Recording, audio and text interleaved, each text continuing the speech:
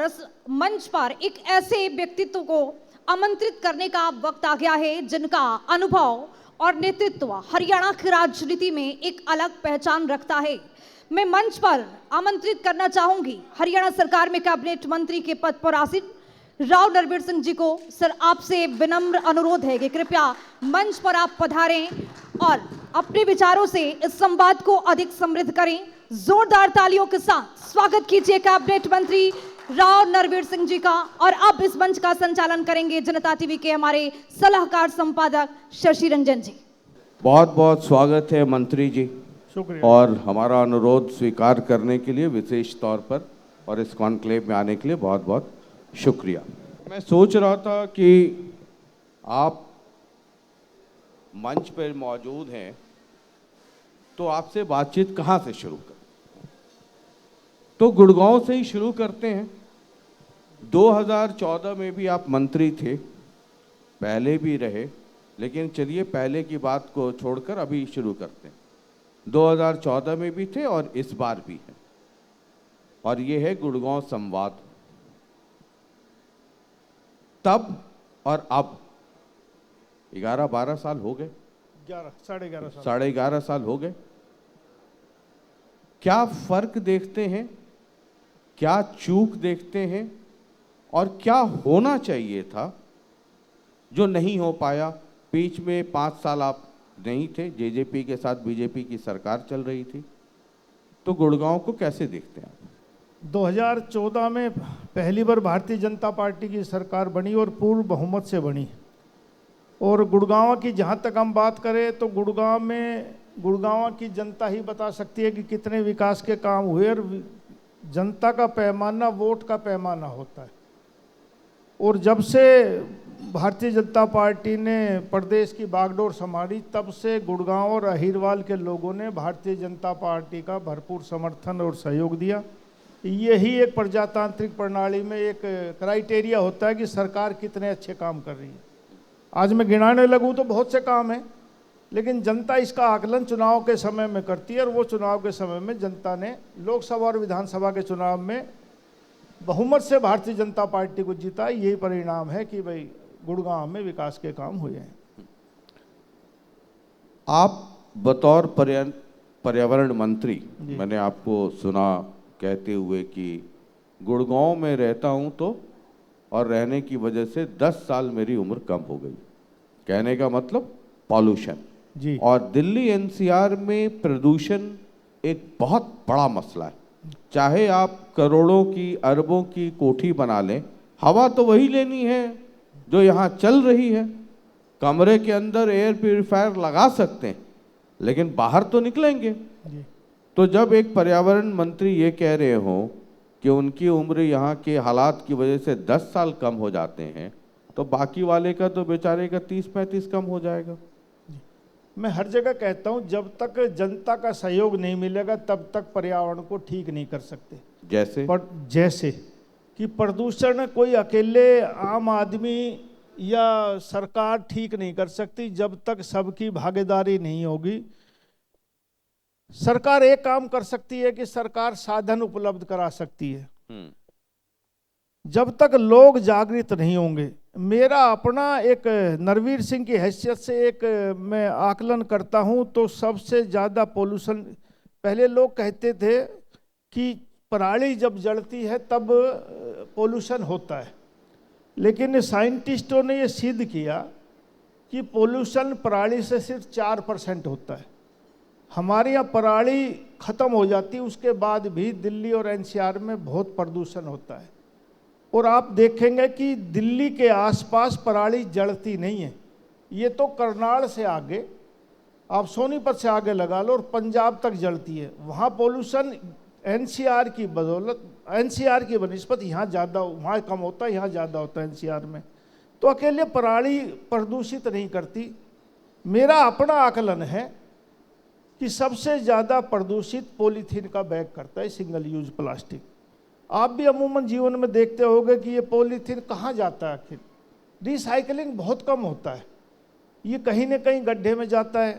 और सर्दियों के दिनों में गरीब तबके के लोग, जो मजदूर तबके के लोग हैं, जब जहाँ इकट्ठा होता है कूड़ा उसमें आग लगाते हैं सब, उससे वो सीखते हैं।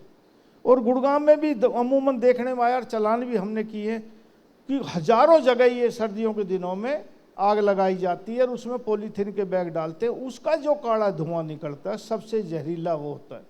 दूसरा, यदि पॉलीथीन को हम धरती में डाल लेंगे और गड्ढे में डाल के भी उसको दाब देंगे तो उसको 450 साल लगते हैं गलने में। 18 पीढ़ियां बीत जाएंगी आपको एक पॉलीथीन का बैग गड़ाने में। तीसरा, ये सीवर चौक का कारण है। ये भी पॉलीथीन का बैग है कि हमारी माताएं, बहनें, गृहिणी या जो संपन्न लोग हैं जिनके यहाँ मेड काम करती है, वो भी पुरानी सब्जी कटी हुई डाल के उस पॉलीथीन के बैग में गांठ मार के डाल देती है और वो गलता नहीं है। वो सीवर चौक का भी वही कारण होता है। तो इसलिए लोगों से मैं हर जगह सोसाइटी में भी जाता हूँ, गाँव में, शहर में, जहाँ भी जाता हूँ, मैं प्रार्थना करता हूँ कि जितनी भी गेटेड सोसाइटियाँ हैं वो अपने अपने RWA से फैसला कराएं कि भाई हमारे यहाँ पॉलीथीन का बैग लेकर नहीं आएंगे। संपन्न लोग हैं, जागरूक लोग हैं, यदि वे अग्रणी भूमिका निभाएंगे तो मेरा मानना है कि पॉल्यूशन में बहुत फर्क पड़ेगा। और मैं कहता भी हूँ कि हमारी सरकार 1996 में बंसीलाल जी के द्वारा बनाई गई और हमने पहली कलम से फैसला किया कि हरियाणा में शराबबंदी लागू होगी और लागू करी। लेकिन 18 महीने के बाद क्योंकि जनता का सहयोग नहीं मिला, होम डिलीवरी चालू हो गई और एक गुंडा प्रवृत्ति के लोग शराब बेचने लगे, माफिया पनपने लगे, तो हमने 18 महीने के बाद वो फैसला वापस लेना पड़ा। हरियाणा में 2013 से भारतीय जनता पार्टी की सरकार आने से पहले कांग्रेस शासन ने हरियाणा में सिंगल यूज प्लास्टिक पॉलीथीन बनना और बिकना बैन किया। लेकिन आज भी हर रेहड़ी पे, हर मॉल में, हर दुकान पे आपको पॉलीथीन का बैग मिलता है। जब तक इसका प्रचलन हम बंद नहीं करेंगे तब तक मेरा आकलन है कि पोल्यूशन पे हम कंट्रोल नहीं कर सकते। आम जनता का सहयोग बहुत ज़रूरी है साहब। और मैं ठीक कहता हूँ कि हमारे यहाँ बारिश के दिनों में 150 का आसपास AQI होता है, वरना 400 से ऊपर ही रहता है। और अब तो हमारी एक आदत पड़ गई कि हम मोबाइल में सबके में AQI आता है, हम देख लेते हैं कि आज AQI 200 है तो हम उसको ठीक मान लेते हैं, जबकि विदेशों में आप जाएंगे तो 10 से नीचे ही होता है, क्योंकि वहाँ लोग जागरूक हैं। एटलीस्ट 50 के नीचे तो होना ही चाहिए। 50 से नीचे अच्छा मानते हैं हम अपने हिंदुस्तान में, लेकिन 50 से नीचे तो साल में 2-4 बारी मुश्किल से आता है, जब खूब तगड़ी बारिश पड़ जाती है। जब 50, 60, 100 mm बारिश पड़ती है तब अगले दिन 50 से नीचे आता है, वरना 50 से नीचे साल में कोई दिन हम आकलन करेंगे तो 50 से नीचे नहीं आता। ठीक है, एक और बड़ी समस्या है गुड़गांव को लेकर के, और चूंकि आप हरियाणा सरकार में मंत्री हैं, महकमा आपका हो ना हो, लेकिन आप गुड़गांव, बादशाहपुर तो गुड़गांव ही है ऑलमोस्ट, प्रतिनिधि भी हैं और हरियाणा सरकार में मंत्री भी हैं। जल भराव, एक मैं कहीं देख रहा था कि 15 जून तक सभी प्रबंध पूरे करने के सरकारी तौर पर आदेश भी दिए गए, लेकिन पानी बारिश हुई कि नहीं, और उसके बाद पूरे गुड़गांव की, गुड़गामा की जो गुरुग्राम है उसकी हालत वो हो जाती है कि मतलब वो फिर नेशनल चैनल्स के हेडलाइंस पे और अखबारों में और तस्वीरें और पानी तैरता, ये सब होता है। हम मिलेनियम सिटी कहते हैं, आर्थिक राजधानी है हरियाणा का, जो भी रेवेन्यू मिलता है उसका 50% तो यहीं से चला जाता होगा। बावजूद इसके इस cyber city, millennium city, Delhi NCR का सबसे पॉश इलाका, और फिर भी वहाँ ये हालत। मैंने पिछले दिनों भी मीटिंग बुलाई थी, अभी पिछले हफ्ते, और सारे डिपार्टमेंट के बड़े अधिकारी बुलाए, और मैंने एक टारगेट भी दिया कि 15 जून से पहले पहले आप इस जल भराव का कोई न कोई समाधान करो। शशि जी, जल भराव और जल निकासी 2 अलग अलग समस्याएं हैं। जल भराव होता है, पिछली बार 2025 में तकरीबन हमने जो चिन्हित किए वो 158 पॉइंट थे गुड़गांव में जहां जल भराव होता है। और ये देश में आकलन है कि जहां, पूरे देश में जहां कितने अच्छे नगर निगम हो, जहां 50 mm से ज़्यादा बारिश 1 घंटे में पड़ती हो, वो वहाँ जल भराव जरूर होगा। ये ठीक है कि जहाँ 50 mm से कम बारिश पड़ती है, कुछ शहरों में थोड़ी देर में निकलता है, कुछ में हाथ की हाथ निकल जाता है। गुड़गांव में पिछले सीजन में 2 बार बारिश हुई, एक बार 131 mm, एक बार 119 mm। तो इसको जल भराव को, जल निकासी को, जल भराव को जल निकासी करने के लिए थोड़ा सा समय चाहिए, क्योंकि गुड़गांव एक एनसीआर का मेन शहर है, तकरीबन सोशल मीडिया और नेशनल और इंटरनेशनल मीडिया के लोग गुड़गांव में रहते हैं। तो बारिश के समय में जब आधा घंटा बारिश पड़ती है तो लोग सड़कों पर निकल जाते हैं, उस समय जल भराव संभव है, होता है, उसी को दिखा देते हैं। लेकिन कोई ऐसी मारामारी नहीं होती, क्योंकि गुड़गांव में दिल्ली जाने वाले, दिल्ली से गुड़गांव आने वाले लाखों लोग हैं रोज, जो सड़कों पर नेशनल हाईवे पाते हैं। और गुड़गांव की मेन कनेक्टिविटी, अब तो द्वारका एक्सप्रेस वे बन गया, वरना NH8 NH48 हो गया अब, और एक MG रोड, दो ही कनेक्टिविटी है, तो थोड़ा सा पानी भरता है, तो उस समय में जल भराव होता है, बाकी घंटे के बाद वो निकल जाता है। और हमने अब वो कोशिश करी है कि हमने ड्रेन लेग 1, लेग 2, लेग 3 और बादशाहपुर वाटिका चौक से SPR होते हुए हमने एक नई लाइन बनाई है, नई ड्रेन बनाई है, जो 2 महीने में मैंने उसको टारगेट दिया कि 15 जून तक आप इसको कंप्लीट करो। तो उम्मीद है कि इस बार जल भराव गुड़गांव में कम होगा। लेकिन ये नहीं कह सकता कि भाई 100 mm से ऊपर बारिश पड़ गई तो जल भराव थोड़ी बहुत देर के लिए नहीं होगा, लेकिन बहुत से काम सरकारी तौर पे चल रहे। ठीक है, 2025 में जब हमारी आपसे मुलाकात हुई थी पिछले साल, तो आपने ये कहा था कि 2026 में मानेसर में एक बड़ा अस्पताल शुरू हो जाएगा और बादशाहपुर में भी जल्दी एक अस्पताल बन जाएगा। क्या स्टेटस है अब? तो 2026 मैंने ये की कहा शुरुआत था हो गई। कि मेरा अपना मैनिफेस्टो ये था चुनाव में कि गुड़गांव में 4 हॉस्पिटल बनने चाहिए। हमारी सरकार बनी और मैं विधायक बना तो 4 हॉस्पिटल और 4 सब्जी मंडी अलग अलग गुड़गांव में बननी चाहिए। वैसे तो बीजेपी का अपना मैनिफेस्टो होता, लेकिन ये मेरी तरफ से था, मैं इसमें प्रयासरत हूँ। और पिछले दिनों मीटिंग में भी ये चर्चा हुई कि जल्दी से जल्दी, और मैंने आपसे भी कहा था कि हमारी सरकार में, और मैं कहता हूँ 2026 में ही इसकी शुरुआत हो रही है। एक मानेसर में हॉस्पिटल बन रहा है जल्दी, जिसकी स्थापना जल्दी करेंगे, शुरुआत करेंगे। गुड़गांव का 400 बेड का हॉस्पिटल, जो पुराना सिविल हॉस्पिटल है, वहाँ बनेगा। और मैंने कहा है कि एक 67 सेक्टर में 8.5 एकड़ ज़मीन हुड्डा डिपार्टमेंट की, जो आजकल HSVP कहलाता है, उसकी 8.5 ज़मीन हॉस्पिटल की पड़ी है, उसमें भी एक शुरुआत करेंगे। और एक गुड़गांव में चाहे वो बन जाए अपने पालम विहार साइड में या कहीं भी एक और हॉस्पिटल भी 200 बेड का बनेगा। और जहाँ तक सब्जी मंडियों की है कि गुड़गांव में एक सब्जी मंडी है, आज गुड़गांव में अप्रोक्सीमेट करोड़ों का आसपास आदमी, 1 करोड़ का आसपास रहता है, तो एक सब्जी मंडी बहुत बुरी हालात है कि लोग ज़्यादा आते हैं। तो मैंने कहा था हर कोनों पे एक सब्जी मंडी बनाई जाए। उसमें नगर निगम को कहा कि जगह चिन्हित करके, मुझे पूरी उम्मीद है कि इस 2026 में उसकी शुरुआत हम कर देंगे। एक वजीराबाद में शायद हम कर रहे हैं, मैंने कहा कि वजीराबाद के आसपास देखो, एक पालम विहार में देखो, एक पुराना गाड़ौली की तरफ देखो, एक बादशाहपुर की तरफ देखो, जहाँ भी नगर निगम की ज़मीन अवेलेबल होगी वहाँ हम 2-2 एकड़ में सब्जी मंडी की स्थापना करेंगे। ठीक है, एक गुड़गांव से ही जुड़ा हुआ है, उसके बाद हम चलते हैं दूसरे मसलों पर। एक जंगल सफारी को लेकर के बहुत बातचीत होती रही, आपसे भी कई बार बात हुई जी, क्या स्टेटस है? क्योंकि अरावली को साहब, लेकर के गुड़गांव में- सुप्रीम कोर्ट की रूलिंग्स आ गुड़गांव गई, में तमाम तरह की चीजें हुई। पर्यावरण प्रेमी, एनिमल प्रेमी बहुत हैं और किसी भी काम के लिए थोड़ी रुकावट करते। हर आदमी को समझाना बड़ा मुश्किल है शशि जी। तो एक रिट पिटीशन फाइल की गई कुछ लोगों के द्वारा, और हाई कोर्ट ने उसमें, सुप्रीम कोर्ट ने उस पर स्टे लगा दी। लेकिन हम उसमें दोबारा रिव्यू पिटीशन डाल रहे हैं और मुझे उम्मीद है कि अगले महीने में वो स्टे टूट जाएगा। मेरा ड्रीम प्रोजेक्ट है और मोदी जी का भी ड्रीम प्रोजेक्ट था। जब पिछली योजना में मैं मिनिस्टर था तो मैं और मनोहर लाल जी, हर्षवर्धन जी उस टाइम फॉरेस्ट और इन्वायरमेंट मिनिस्टर थे, हम शाम को उनसे मिलने गए, 5 बजे का टाइम था, वो 5:30 बजे पहुँचे, हम 5 बजे दफ्तर में पहुँच गए। तो हमने कहा जी कहाँ लगा दिया टाइम? उन्होंने कहा मुझे बीच में प्राइम मिनिस्टर ने बुला लिया। तो हमने कहा ऐसा क्या इमरजेंसी आ गई? बोल नहीं, प्राइम मिनिस्टर का विजन है NCR में एक सफारी बनाई जाए। तो मैंने कहा साहब NCR में तो हरियाणा आता, मैं बनाऊंगा। तब मैंने ये जगह चिन्हित की थी। फिर दोबारा मैं MLA नहीं बन पाया, मुझे टिकट नहीं मिली, तो दोबारा से फिर कुदरती मुझे फॉरेस्ट का, इन्वायरमेंट का महकमा मिला। तो मैंने अब शुरुआत करी इस योजना में। तो उसकी DPR वगैरह हमने तैयार करने की कह दी, लेकिन सुप्रीम कोर्ट में आदेश स्टे का है, तो वो अभी टूट जाएगा। मुझे उम्मीद है कि हम उनको समझा लेंगे और अगले महीने टूट जाएगा। तो उम्मीद है कि फिर दोबारा से काम शुरू होगा और ये मोदी जी का हमारा ड्रीम प्रोजेक्ट पूरा होगा। चलिए, बहुत बहुत शुक्रिया है इन तमाम जानकारियों के लिए। अब जरा आ जाते हैं जिसमें इधर ताली वाली भी हो सकता है ज़्यादा ही बजे।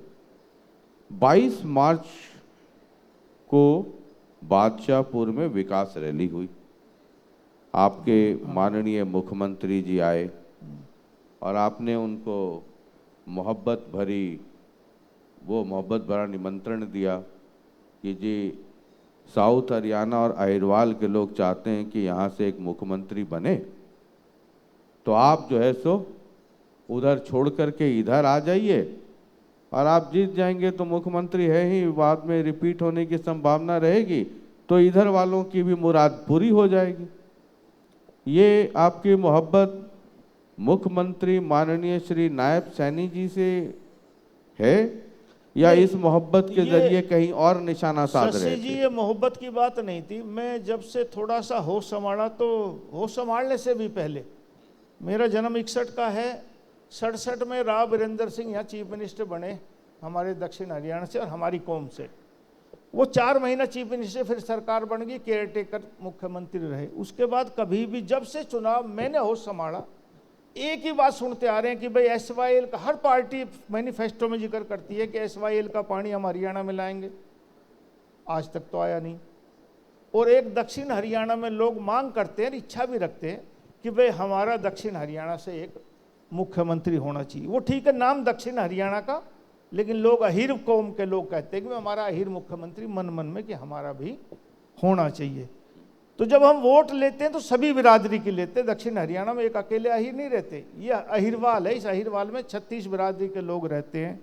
तो मैंने कहा यार हमारा बुढ़ापा आ गया, 40 साल हो गए MLA बनते बनते, तो कभी तो इस इच्छा को पूरी करें, नहीं आजीवन ये रहेंगे कि भाई अहीरवाल से कोई मुख्यमंत्री नहीं बना। तो नायब सैनी जी मुख्य MLA बने नारायणगढ़ से, फिर साहब MP बन गए कुरुक्षेत्र से, फिर करनाल से MLA बने, फिर लाडवा से बने। तो मैंने कहा आपकी आदत है बार बार बदलते हैं, हमारी भी इच्छा पूरी हो जाएगी। डिलिमिटेशन पर अब तो रुक गया डिलिमिटेशन, जब डिलिमिटेशन की उम्मीद थी कि अभी हो जाएगा। तो मैंने कहा गुड़गांव में बहुत सीटें बढ़ेंगी, और अब गुड़गांव अकेला एक बिरादरी का जिला नहीं रहा, सारी बिरादरियां हैं। तो मैंने कहा एक सीट से आप भी लड़ लो, हमारी भी इच्छा है, अहीरवाल के लोगों की भी इच्छा पूरी हो जाएगी, हमारा मुख्यमंत्री है। मनोहर लाल जी रोहतक में जन्म हुआ, वो तो बीजेपी ने उनको टिकट करनाल से दे दी, वो 2 बार करनाल से MLA रहे और चीफ मिनिस्टर रहे। करनाल का आम आदमी कहता है कि हमारा चीफ मिनिस्टर है, तो कम से कम हम अहीरवाल के लोग कह तो देंगे हमारा चीफ मिनिस्टर है, इसलिए मैंने निमंत्रण दिया था।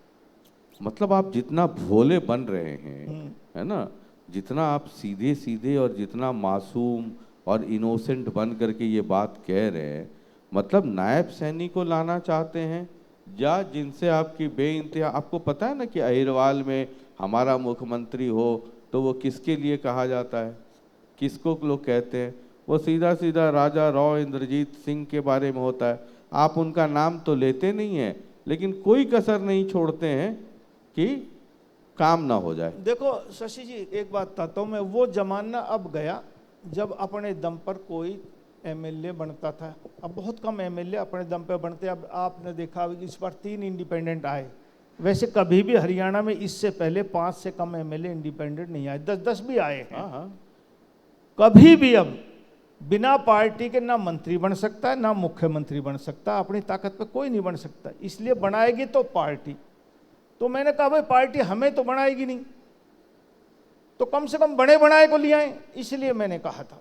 अच्छा, अब आपने ये कहा कि कोई भी आदमी अपने दम पे मंत्री नहीं बन सकता, ना मुख्यमंत्री बन सकता, ना MLA बन सकता है, ना MLA बन सकता है, ना MLA बन सकता है, ना अच्छा MLA अपने दम पे अपने दम पे बनते आए, अब भी बने 3 MLA हरियाणा में, और हमेशा 5-7 MLA इंडिपेंडेंट बनते, वो अपने दम पे बनते हैं। हाँ, लेकिन मिनिस्टर बनना वो पार्टी बनाएगी, चीफ मिनिस्टर पार्टी बनाएगी। लेकिन MLA MP तो अपने दम पे बन MLA, जाते हैं। हाँ MP बहुत कम बनते हैं, MLA बन जाते हैं। अच्छा, मतलब MLA अपने दम पे बन जाते हैं। MP अपने दम पे बनना थोड़ा मुश्किल है, बड़ा हल्का होता है, बहुत कम। हरियाणा में रेयर केस हुए हैं। अच्छा, अरविंद शर्मा जी एक बार बने, एक बार और 1967 में यहाँ बने थे अपने, जो अपने दम पे बने, जो इंडिपेंडेंट बना वो अपने दम पे बनता है। हाँ, इंडिपेंडेंट अपने दम पे जी। तो यहाँ वाले जो आपके वाले MP हैं वो अपने दम पे नहीं है, पार्टी के दम पे। पार्टी के दम पे। अच्छा, अपने दम पे नहीं है ना। उनके समर्थक तो ये कहते हैं कि राव इंद्रजीत सिंह नहीं, अपने दम पे। अरे उनकी अपनी वोट भी है, मैं नहीं कहता, लेकिन यदि पार्टी की वोट ना हो तो अपनी वोट से नहीं बन सकते। अच्छा, हाँ, कोई भी हो चाहे, मतलब बिना पार्टी के सपोर्ट का या बिना पार्टी के सपोर्ट का के MP नहीं बन सकता। रॉ इंद्रजीत सिंह कोई भी नहीं बन सकता। ये ऐसी लोकसभा है गुड़गांव की कि यहाँ बीजेपी और कांग्रेस का मुकाबला रहेगा और बीजेपी का प्रत्याशी जिसको भी टिकट देगी पार्टी वो जीत जाएगा। अच्छा, चाहे वो रॉ इंद्रजीत सिंह हो या कोई रॉ हो, नरवीर चाहे हो, नरवीर हो चाहे कोई हो, या शशि रंजन ही खड़ा हो शशि जाए, रंजन भी खड़ा हो जाए तो जीत जाएगा। तो बीजेपी के टिकट पे अगर गुड़गांव से मिले तो वो जीत जाएगा। हाँ, बीजेपी का जीतेगा। यहाँ पार्टी इंपॉर्टेंट है, व्यक्ति इंपॉर्टेंट नहीं। पार्टी इंपॉर्टेंट है गुड़गांव लोकसभा में। हाँ, गुड़गांव लोकसभा जी। में है ना, हमारा संवाद भी गुड़गांव संवाद ही है, गुरुग्राम संवाद। हाँ, तो ये मतलब यहाँ पे पार्टी यहाँ कैडर बेस वोट बन गई, गांव में भी शहर में भी बीजेपी की, बीजेपी का बहुमत है। और आप देखोगे जब विधानसभा का चुनाव आता है तो यहाँ 68,000 वोट से मुकेश शर्मा जी जीते, जो हरियाणा में बीजेपी के सबसे ज्यादा वोटों से जीते। दूसरे नंबर पर 60,000 कुछ वोटों से मैं जीता। तो एक एक विधानसभा में जब इतनी वोटों से जीतते हैं तो यहाँ गुड़गांव में कैडर वोट बीजेपी की है। और चारों विधानसभाओं में भारतीय जनता पार्टी के कैंडिडेट अच्छी वोटों से जीते। इसलिए मैं कह रहा हूँ बीजेपी का यहाँ होल्ड है, बीजेपी ही जीतेगी। रेवाड़ी में भी अच्छी वोट से हम जीते, बावड़ में भी अच्छी वोट से जीते। तो रेवाड़ी हमारा गुड़गांव लोकसभा बीजेपी माइंडेड लोग हैं। कई लोग ये कहते हैं, और मेरी रॉ इंद्रजीत सिंह से जो बात हो रही थी तो कह रहे थे कि रॉ नरवीर सिंह जी इस चुनाव से पहले कह रहे थे कि हम पूरे दक्षिण हरियाणा में 2 ही सीट जीत सकते हैं, बाकी सब जो है संशय की हालत में, पता नहीं जीतेंगे नहीं जीतेंगे, लेकिन 2 कंफर्म है, और वही 2 हार गए। नहीं, मैंने एक कहा था कि राव अभय सिंह जीतेंगे, नांगल चौधरी से, लेकिन वो कहना ही खराब कर गया अभय सिंह जी को कि सारे लोग उनके खिलाफ हो गए। ना पार्टी देखी, ना दल देखा, ना कुछ देखकर सब उसके अकेले के गुथ गए। वो बेचारा अकेला रह गया। और उसका पहला चुनाव था वो, अब जिसमें आमने सामने मुकाबला हो गया। तो जिन जिन लोगों ने खिलाफत करी वो ठीक है, वो सबको पता है। लेकिन अभय सिंह एक अच्छा कैंडिडेट है, आज भी जनता उनको प्यार करती है। और जैसे नरवीर सिंह अब के बार बना ना दोबारा, ऐसे ही अभय सिंह जी अगली बार चुनाव जीतेंगे, बढ़िया वोटों जीतेंगे, बहुत बढ़िया वोटों जीतेंगे।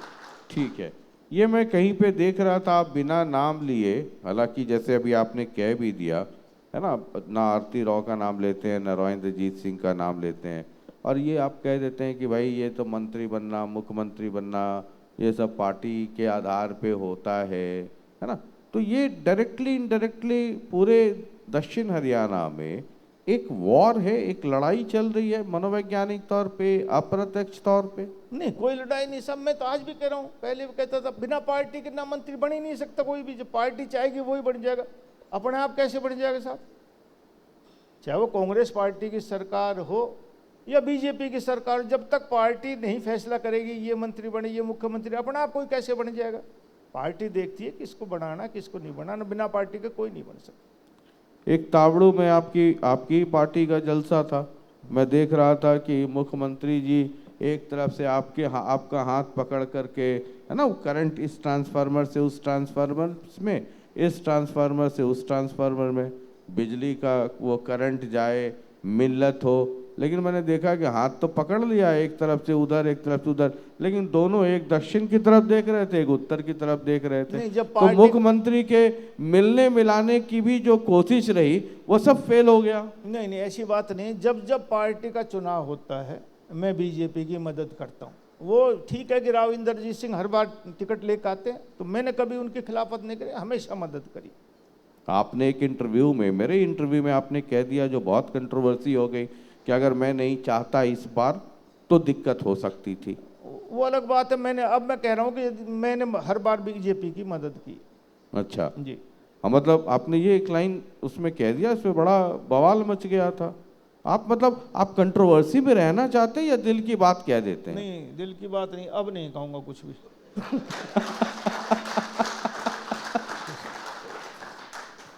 आपने बहुत हल्के में कह दिया था। हमने कहा कि वो तो अपने दम पे बन जाते हैं, तो आपने बहुत हल्के से कहा था। नहीं, इसका तो नहीं। मैं एक और बात कहता हूँ, अब फिर वो कहवाते ही हो भाई, ये तो सर्वे आजकल हर एजेंसी करवाती है, अब सर्वे करवा लो, सबको पता लग जाएगा किसका कितना भाव है। ये तो बात। सभी पार्टियां सर्वे करवाती चुनाव से पहले इंडिपेंडेंट सर्वे करवा लो, सब अपना अपना सबका पता लग जाता है सब।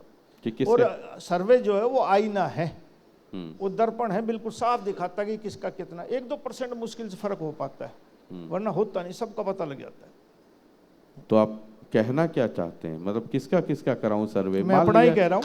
हाँ, एक आपका करा मैं दिया, अपना और किसका किसका? और किसी जिसका पार्टी चाहे उसका करवा ले, मतलब एक तो आपका करवा हाँ दिया, मेरा ही करवा लेना। तो ऐसा करें बादशाहपुर एमएलए और गुरुग्राम एमपी दोनों का करा लेते हैं। आपकी इच्छा किसी करा लो, मैं कैसे रोक सकता हूँ? मतलब आप रोकेंगे नहीं ना ना मुझे? ना, मतलब ना, वो तो पार्टी सर्वे सब, कोई किसी का इंडिपेंडेंट करवा लो, कोई वो तो मेरी इच्छा है। मैं भी अपना करवाता हूँ। हाँ, चुनाव लड़ने से पहले जो भी कैंडिडेट चुनाव लड़ता, मेरी उनको सलाह भी है हाँ, कि टिकट मांगने से पहले अपना अपना सर्वे जरूर करवाओ। आप इतने पैसे खर्चते हो चुनाव में, तो एक थोड़ा सा पैसा सर्वे पे जरूर करा लो, कम से कम अपनी आत्मा में तो ये ठीक रहे कि मेरी ये हालात है जनता में।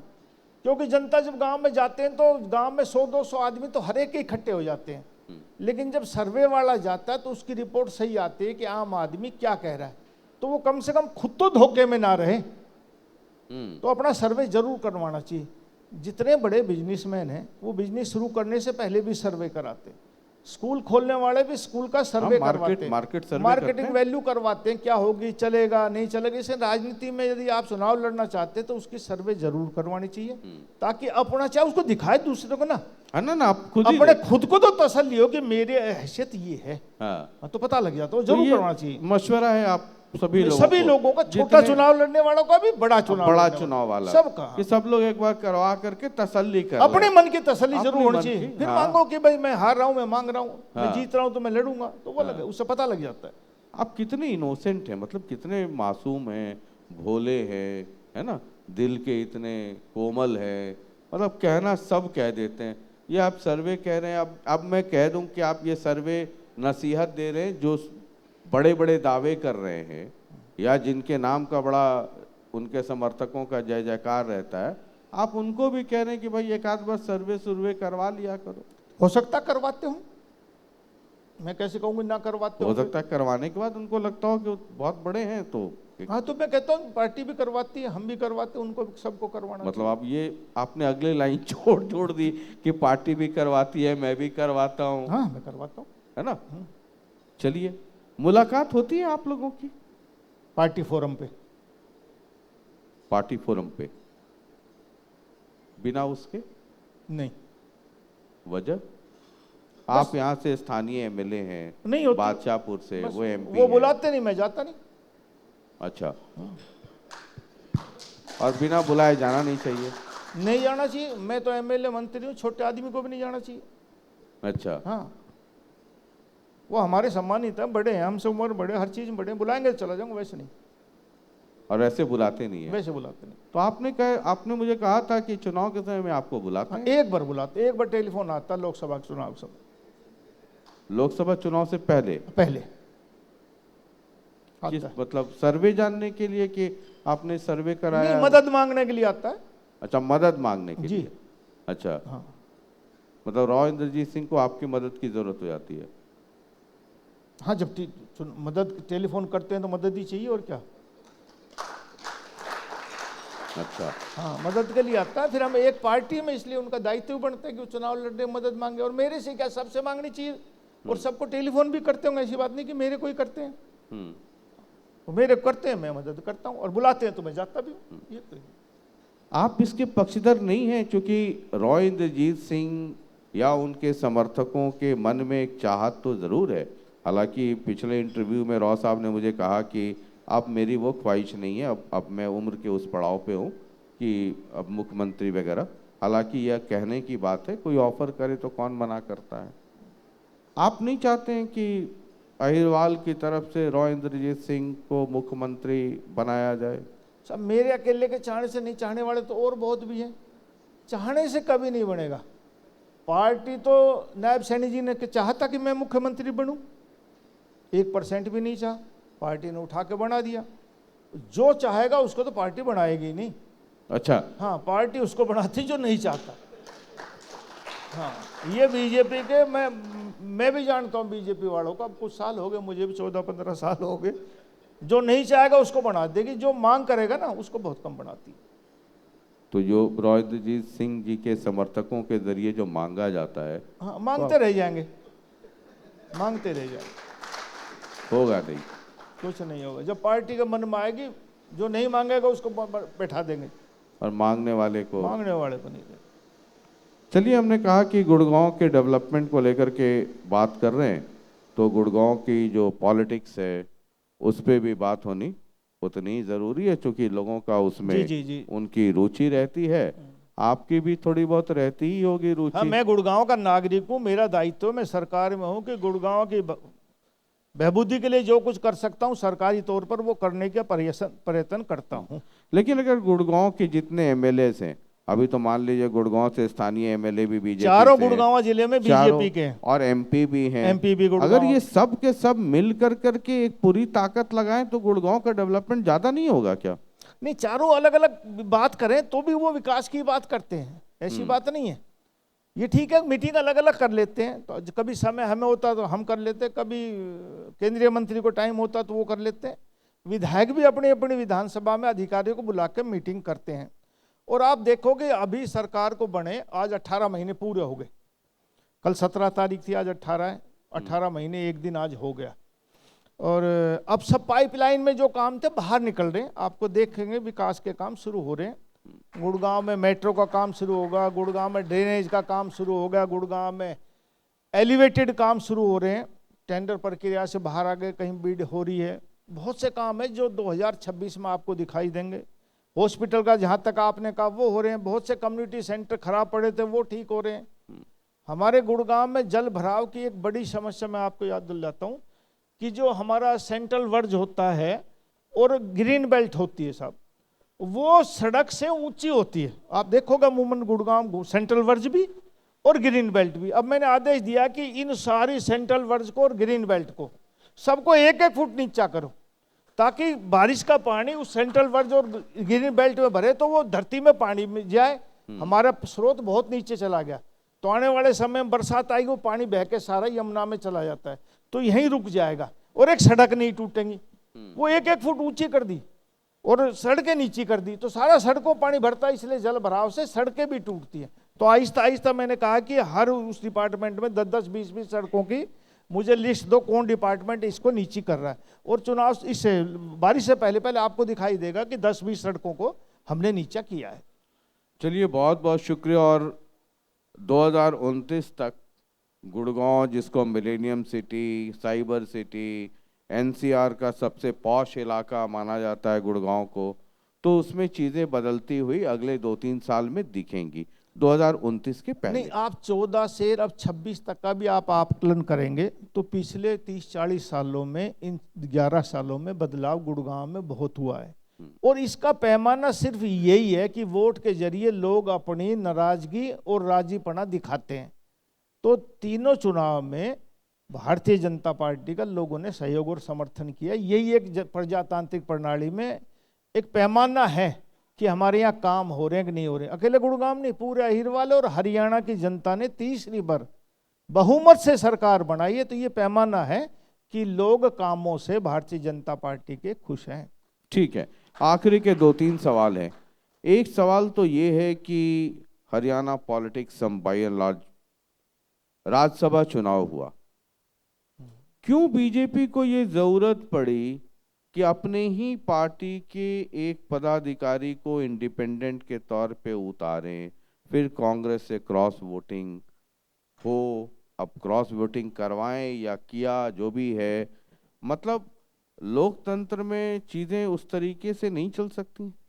प्रजातांत्रिक प्रणाली में हर आदमी को अधिकार है चुनाव लड़ने का।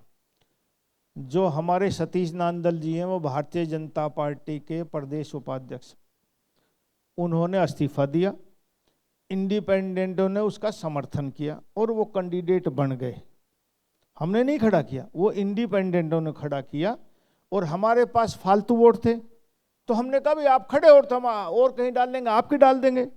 बाकी इंतजाम किसने दिया किसने नहीं किया वो उनका काम था, ये भारतीय जनता पार्टी का काम नहीं था। भारतीय जनता पार्टी ने 31 से ऊपर जो अपनी वोट थी वो सतीश नांदल जी को दी। अब कितनी कमाई, कितनी ज्यादा आई, किसकी आई, वो सतीश नांदल जी काम, उसमें भाजपा का कोई रोल नहीं। लेकिन चर्चा तो ये है कि सतीश नांदल तो सिर्फ खड़े थे, बाकी सारा इंतजाम तो भाजपा कर रही थी। ये कहने वाले कांग्रेस के पास और कोई बात नहीं, लेकिन वो सतीश नांदल जी ने अपनी बातचीत करी, भारतीय जनता पार्टी ने 31 से ऊपर की अपनी 17 वोट थी वो उनको दी। ठीक है, मतलब चर्चा तो कुछ और ही है। मैं तो सब चर्चाएं तो चलती रहेंगी, राजनीति और सामाजिक जीवन में चर्चाएं हमेशा चलती हैं। ठीक है, आप मंडियों में किसान परेशान हैं, ये ऑपोजिशन के लोग लगातार आरोप लगा रहे हैं, बायोमेट्रिक सिस्टम जो आया है उसको लेकर के बहुत परेशानी है, ये सरकार को है इस बात का इल्म? सब मेरी विधानसभा में एक मंडी पड़ती है फरूखनगर में, पिछले दिनों गया था, आप यकीन नहीं करोगे, आपके कहने एक भी समस्या नहीं पाई मुझे। कुछ लोग शायद यहाँ बैठे होंगे जो मेरे साथ गए थे, एक भी समस्या नहीं थी सब। तो मैं कैसे कहूं, मैं और मंडियों में गया नहीं, एक मंडी में मेरी विधानसभा फरूखनगर कोई शिकायत नहीं पाई सब। कैसे कहूं? तो आपको लगता है ये बायोमेट्रिक और ये जितने सिस्टम बिल्कुल है सब ठीक था सब, सब ठीक है? और रात को 12 बजे तक भी लोग आ रहे थे किसान, और मैंने पूछा किस टाइम, बोल 24 घंटे खुली रहती, कभी भी आ जाओ। और मंडी के बाहर तक भी लोग अनाज गए थे, उन्हें अपने बना रखी जगह वहां डालते, बिल्कुल कोई दिक्कत नहीं थी सब।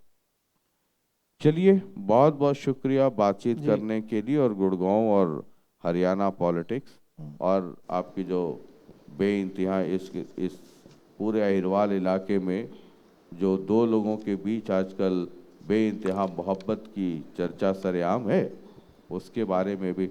और आपको पता नहीं चलता, आप जब बोलते हैं और बोलकर जो हल्की सी जो आपकी मुस्कुराहट रहती है, तो जितना आप कहते हैं वो तो कह ही देते हैं, बाद बाकी पूरी कहानी जो है वो हल्की सी मुस्कुराहट पूरी कर देता है। तो मतलब मैं मुस्कुराहट बंद कर दूं? ना ना, तो आप तो लास्ट में नहीं, अब शुरू से मुस्कुराएंगे तो और ज्यादा। अच्छा चलो, अच्छा कोशिश करता हूँ कम मुस्कुराऊं, लेकिन निकल जाती मैं करूँ क्या। ठीक ठीक है, बहुत बहुत शुक्रिया मंत्री जी, धन्यवाद बहुत साहब, बहुत बहुत-बहुत शुक्रिया। आपका भी ओवर शुक्रिया। To you Ritesh. शुक्रिया साहब। तो कैबिनेट मंत्री राव नरवीर जी हमारे बीच में मौजूद हैं, और सार्थक संवाद के लिए सर आपका बहुत शुक्रिया, बहुत बहुत धन्यवाद सर। लेकिन अब मंच पर मैं बुलाना चाहूंगी अजय अग्रवाल जी को, सीनियर मार्केटिंग जनता टीवी के, मनोज दहिया जी जोनल हेड है मार्केटिंग हेड, वो भी हमारे मंच पर आए, और आकाश खुराना हमारे संवाददाता मंच पर आए, और प्रतीक चिन्ह देकर कैबिनेट मंत्री राव नरवीर जी का स्वागत करें। जोरदार तालियों के साथ स्वागत कीजिए, सम्मानित कीजिए इस मंच पर। तो ये सार्थक संवाद रहा, और इस मंच के जरिए हमने हर सवाल जवाब किए, और कैबिनेट मंत्री राव नरवीर सिंह ने हर सवालों का जवाब दिया है। तो राव नरवीर सिंह जी से मैं आग्रह करना चाहूंगी कि 2 मिनट तक सर मंच की शोभा इसी तरह से आप बढ़ाते रहें। लेकिन अब मैं मंच पर बुलाना चाहूंगी बबीता यादव, 29 चैरिटेबल ट्रस्ट की चेयरपर्सन है, मैम आप मंच पर आएँ, और अनुराज अंतिल जी MD इंफ्रा टेक के क्रोनस के MD हैं, वो मंच पर आएँ और यहाँ पर सम्मानित करेंगे, हमारे मुख्य अतिथि, विशिष्ट अतिथि जो हैं सम्मानित करेंगे।